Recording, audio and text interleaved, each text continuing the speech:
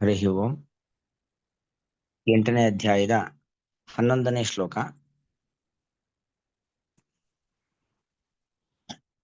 ಅಂದ್ರೆ ಆಜ್ಞಾಚಕ್ರದಲ್ಲಿ ಜೀವನನ್ನು ಪ್ರಾಣನನ್ನು ತಂದು ನಿಲ್ಲಿಸಬೇಕು ಅಂತ ಕೃಷ್ಣ ಹೇಳ್ದ. ಅದಾದ್ಮೇಲೆ ಜೀವವನ್ನ ಹೊರಗೆ ಕಳಿಸ್ತಕ್ಕಂಥ ಒಂದು ವಿಧಾನ, ಅದನ್ನ ಇಲ್ಲಿ ನಿರೂಪಣೆ ಮಾಡ್ತಾ ಇದ್ದಾನೆ ಇನ್ನು ಮುಂದಿನ ಒಂದು 3 ಶ್ಲೋಕಗಳಲ್ಲಿ. ಯದಕ್ಷರಂ ವೇದ ವಿದೋ ವದಂತಿ ವಿಶಂತಿ ಯದ್ವ್ಯತಯೋ ವೀತರಾಗಾಃ ಯದಿಚ್ಛಂತೋ ಬ್ರಹ್ಮಚರ್ಯಂ ಚರಂತಿ ತತ್ತೇ ಪದಂ ಸಂಗ್ರಹೇಣ ಪ್ರವಕ್ಷೇ. ಯತ್ ಅಕ್ಷರಂ ವೇದವಿದಃ ವದಂತಿ ವಿಶಂತಿ ಯತ್ ಯತಯಃ ವೀತರಾಗಾಃ ಯತ್ ಇಚ್ಛಂತಃ ಬ್ರಹ್ಮಚರ್ಯಂ ಚರಂತಿ ತತ್ ತೇ ಸಂಗ್ರಹೇಣ ಪ್ರವಕ್ಷೇ.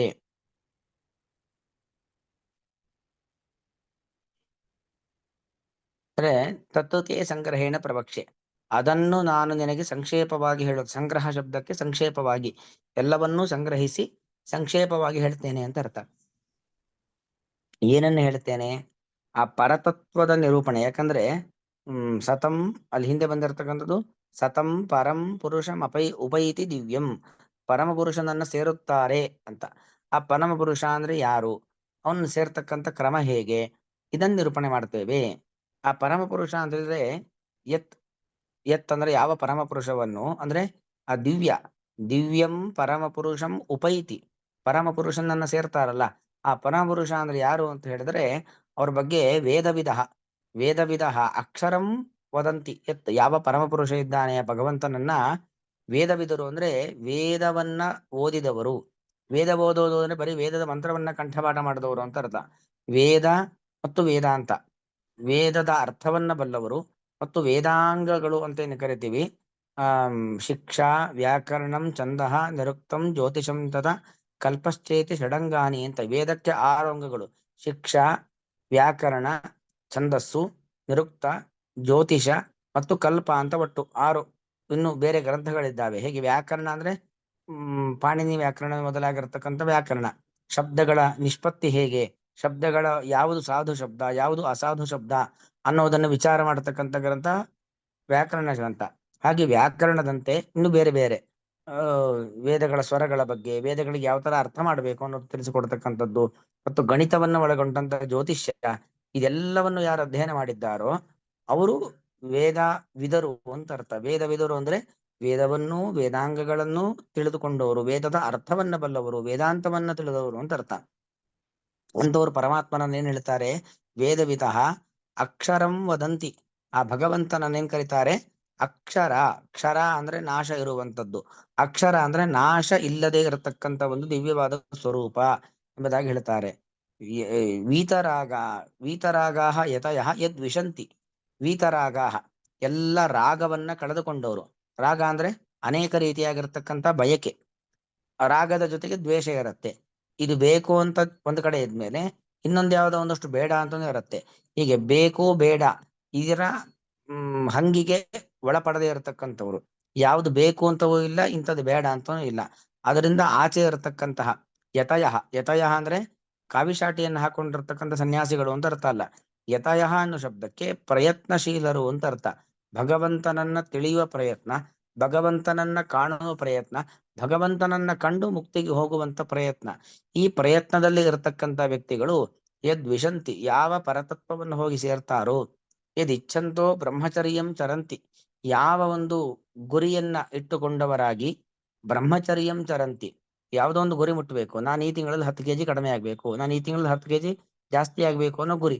ಆ ಗುರಿ ಇಟ್ಟುಕೊಂಡು ನಾವೇನ್ ಮಾಡ್ತೀವಿ? ಅದಕ್ಕೆ ಬೇಕಾಗಿರ್ತಕ್ಕಂತಹ ಡಯಟ್ ಫುಡ್ ಅನ್ನ ನಾವು ಅಭ್ಯಾಸ ಮಾಡ್ಕೊಳ್ತೀವೋ ಇಲ್ವೋ?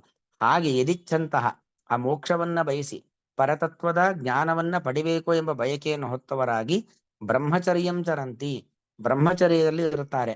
ಬ್ರಹ್ಮಚರ್ಯದಲ್ಲಿ ಇರೋದು ಅಂತ ಹೇಳಿದ್ರೆ ಪುರುಷನಿಗೆ ಸ್ತ್ರೀ ವ್ಯಾಮೋಹ, ಸ್ತ್ರೀಗೆ ಪುರುಷ ವ್ಯಾಮೋಹ ಇದೆಲ್ಲವೂ ಇಲ್ಲದೆ ಇರುವಂತದ್ದು. ಅಂದ್ರೆ ಗಂಡನಿಗೆ ಹೆಂಡತಿಯ ಮೇಲೆ, ಹೆಂಡತಿಗೆ ಗಂಡನ ಮೇಲೆ ವ್ಯಾಮೋಹ, ಇದು ಬ್ರಹ್ಮಚರ್ಯದಲ್ಲಿ ಒಳಪಡುವಂತದ್ದೇ. ಅದಲ್ಲದೆ ಪರಸ್ತ್ರೀ ವ್ಯಾಮೋಹ, ಪರಪುರುಷ ವ್ಯಾಮೋಹ ಅದು ಇಲ್ಲದೆ ಇರತಕ್ಕಂಥದ್ದು ಅನ್ನೋದು ಒಂದರ್ಥ ಬ್ರಹ್ಮಚರ್ಯ ಶಬ್ದಕ್ಕೆ. ಅಂದ್ರೆ ಇಂದ್ರಿಯಗಳ ನಿಯಂತ್ರಣ ಅನ್ನೋದು ಒಂದರ್ಥ. ಇನ್ನೊಂದರ್ಥ ಬ್ರಹ್ಮಚರ್ಯ ಅಂತ ಹೇಳಿದ್ರೆ ಆ ಬ್ರಹ್ಮ ಅಂದ್ರೆ ಗುಣಪೂರ್ಣನಾಗಿರ್ತಕ್ಕಂಥ ಪರಮಾತ್ಮನನ್ನ ಬ್ರಹ್ಮ ಅಂತ ಕರೆಯುವಂಥದ್ದು. ಬ್ರಹ್ಮಣಿ ಚರಣಂ ಅಂದ್ರೆ ಭಗವಂತನಲ್ಲೇ ಮನಸ್ಸನ್ನ ಕೇಂದ್ರೀಕರಿಸಿರ್ತಾರೆ. ಮನಸ್ಸು ಮನ ಆದೀನಾಂ ಇಂದ್ರಿಯಾಣ, ಮನಸ್ಸೇ ಮೊದಲಾಗಿರ್ತಕ್ಕಂಥ ಎಲ್ಲಾ ಇಂದ್ರಿಯಗಳು, ಜ್ಞಾನೇಂದ್ರಿಯಗಳು, ಕರ್ಮೇಂದ್ರಿಯಗಳನ್ನ ಭಗವಂತನಲ್ಲೇ ಕೇಂದ್ರೀಕರಿಸುವಂಥದ್ದು ಬ್ರಹ್ಮಚರ್ಯ. ಹೀಗೆ ಮುಕ್ತಿಯನ್ನ ಬಯಸಿದವರಾಗಿ, ಯದಿಚ್ಛಂತಹ, ಯಾವ ಭಗವಂತನ ಅನುಗ್ರಹವನ್ನ ಬಯಸಿದವರಾಗಿ, ಯಾವ ಭಗವಂತ ಕರುಣಿಸುವ ಮುಕ್ತಿಯನ್ನ ಬಯಸಿದವರಾಗಿ ಬ್ರಹ್ಮಚರ್ಯಂ ಚರಂತಿ. ಬ್ರಹ್ಮಚರ್ಯ ದೈಹಿಕವಾದ ಬ್ರಹ್ಮಚರ್ಯ, ಅದರ ಜೊತೆಗೆ ಬ್ರಹ್ಮಣಿ ಚರಣಂ, ಮನಸ್ಸು ಮೊದಲಾಗಿರ್ತಕ್ಕಂಥ ಇಂದ್ರಿಯಗಳನ್ನ ಭಗವಂತನಲ್ಲೇ ಕೇಂದ್ರೀಕರಿಸಿರ್ತಾರೆ. ತತ್ತೇ ಪದಂ, ತೇ ನಿನಗೆ, ತತ್ಪದಂ ಸಂಗ್ರಹೇಣ ಪ್ರವೇಕ್ಷೆ, ತೇ ನಿನಗೆ ತತ್ಪದಂ ಅಂತಹ ಒಂದು ಸ್ಥಾನ, ಅಥವಾ ಆ ಭಗವಂತನ ಬಗ್ಗೆ ಎರಡೂ ಅಷ್ಟೆ, ಭಗವಂತ ಮತ್ತು ಭಗವಂತ ಕರುಣಿಸ್ತಕ್ಕಂಥ ಸ್ಥಾನ, ಅದಕ್ಕೆ ಹೋಗ್ಲಿಕ್ಕೆ ಇರತಕ್ಕಂಥ ಮಾರ್ಗ, ಇದೆಲ್ಲವನ್ನೂ ಕೂಡ ಸಂಗ್ರಹೇಣ ಪ್ರವಕ್ಷೆ. ಸಂಗ್ರಹೇಣ ಅಂತ ಹೇಳಿದ್ರೆ ಸಂಕ್ಷೇಪವಾಗಿ ಪ್ರವಕ್ಷೆ ಹೇಳುತ್ತೇನೆ. ಬ್ರಹ್ಮಚರ್ಯಂ ಚರಂತಿ ಅಂದ್ರೆ, ಚರಂತಿ ಶಬ್ದಕ್ಕೆ ಚರ ಗತಿ ಭಕ್ಷಣ ಯೋಹೋ ಅಂತ ಅರ್ಥ. ಗತಿ ಮತ್ತು ಭಕ್ಷಣ ಆ ಎರಡೂ ಅರ್ಥವನ್ನು ಕೊಡ್ತಕ್ಕಂಥದ್ದು. ಅಂದ್ರೆ ಅದರಲ್ಲೇ ಇರ್ತಾರೆ ಮತ್ತು ಆ ಸುಖವನ್ನ ಅನುಭವಿಸ್ತಾರೆ. ಬ್ರಹ್ಮಚರ್ಯದಲ್ಲಿ ಇದ್ದು ಅಯ್ಯೋ ಅಂತ ದುಃಖ ಪಡೋದಿಲ್ಲ, ಬ್ರಹ್ಮಚರ್ಯದ ಸುಖವನ್ನ ಅನುಭವಿಸ್ತಾರೆ ಅಂತ ಅರ್ಥ. ಯತ್ ಯಾವ ದಿವ್ಯವಾಗಿರುವಂತಹ ಪರತತ್ವವನ್ನು ವೇದವಿಧ, ವೇದ ಬಲ್ಲವರು, ವೇದ ವೇದಾಂತವನ್ನ ಬಲ್ಲವರು, ವೇದ ವೇದಾಂತ ಮತ್ತು ವೇದಾಂಗಗಳನ್ನ ಬಲ್ಲಂತ ತತ್ವಜ್ಞಾನಿಗಳು ಅಕ್ಷರಂ ವದಂತಿ, ನಾಶ ಇಲ್ಲದೆ ಇದ್ದದ್ದು, ನಾಶರಹಿತವಾದದ್ದು ಎಂಬುದಾಗಿ ಹೇಳುತ್ತಾರೆ. ಯತ್ ಯಾವ ಭಗವಂತನ ಸ್ವರೂಪವನ್ನ ವೀತರಾಗ, ಕಾಮಕ್ರೋಧಾದಿ ದೋಷಗಳಿಂದ ರಹಿತರಾಗಿರುವಂತಹ ಯತಯ ನಿರಂತರ ಪ್ರಯತ್ನಶೀಲರು ವಿಶಂತಿ ಪ್ರವೇಶಿಸುತ್ತಾರೆ. ಯತ್ ಯಾವ ಭಗವಂತನ ತತ್ವವನ್ನ ಇಚ್ಛಂತ, ಭಗವಂತನ ಆ ಸ್ವರೂಪವನ್ನ ತಿಳಿಯುವ ಇಚ್ಛೆ ಉಳ್ಳವರಾಗಿ, ಯತ್ ಯಾವ ಮೋಕ್ಷವನ್ನ ಪಡೆಯುವ ಇಚ್ಛೆ ಉಳ್ಳವರಾಗಿ ಬ್ರಹ್ಮಚರ್ಯಂ ಚರಂತಿ, ಬ್ರಹ್ಮಚರ್ಯ ಬ್ರಹ್ಮನಲ್ಲೇ ಇರುವಿಕೆ, ಪರಬ್ರಹ್ಮನಲ್ಲೇ ಇರುವಿಕೆ ಅದನ್ನ ಅನುಭವಿಸುತ್ತಾರೆ. ತತ್ ಅಂತಹ ಪದಂ ಸ್ಥಾನವನ್ನು, ಭಗವಂತನ ಸ್ವರೂಪವನ್ನು ತೇ ನಿನಗೆ ಸಂಗ್ರಹೇಣ ಸಂಕ್ಷೇಪವಾಗಿ ಪ್ರವಕ್ಷೆ ಹೇಳುತ್ತೇನೆ. ಅದರ ಮುಂದಿನ ಎರಡು ಶ್ಲೋಕಗಳಲ್ಲಿ ಆ ಭಗವಂತನ ಸ್ವರೂಪ, ಮೋಕ್ಷದ ಸ್ವರೂಪ ಮತ್ತು ಪಡೆಯಲಿಕ್ಕೆ ಬೇಕಾಗಿರತಕ್ಕಂಥ ಮಾರ್ಗ ಅದನ್ನ ಕೃಷ್ಣ ಹೇಳ್ತಾನೆ. ಯದಕ್ಷರಂ ವೇದ ವಿದೋ ವದಂತಿ ವಿಶಂತಿ ಯತಯೋ ವೀತರಾಗಾಃ ಯದಿಚ್ಛಂತೋ ಬ್ರಹ್ಮಚರ್ಯಂ ಚರಂತಿ ತತ್ತೇ ಪದಂ ಸಂಗ್ರಹೇಣ ಪ್ರವಕ್ಷೇ. ಶ್ರೀಕೃಷ್ಣಾರ್ಪಣಮಸ್ತು.